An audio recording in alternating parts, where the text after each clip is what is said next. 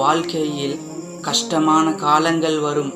கஷ்டமான காலங்கள் வந்துவிட்டால் அதில் எழுந்து பயணிக்க கற்றுக்கொள்.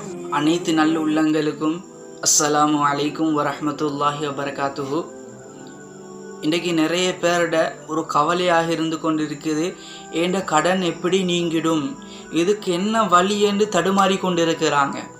மாஷா அல்லாஹ், மார்க்கம் அழகான வழிகளை துஆக்களை காட்டி தந்திருக்குது. இந்த துஆக்களை ஓதிக்கோங்க. என்ன துஆண்டா அருமையான 7 துஆக்கள்.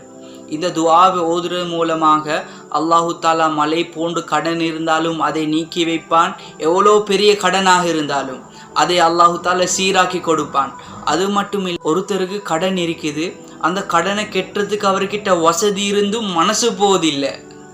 அந்த கடனை கெட்டுறதுக்கு இந்த மனசையும் அல்லாஹு தாலா கொடுப்பான் இந்த 7 துஆக்களையும் ஓதுறதால. இந்த துஆக்களை எப்படியான முறையில் ஓதணும், இந்த துஆ என்ன என்ற விஷயமெல்லாம் கீழே இருக்கக்கூடிய ஒரு ப்ளே பட்டன் ஒன்றிக்கு சின்னதா, இதை கிளிக் பண்ணி கட்டாயமாக பார்த்துக்கோங்க.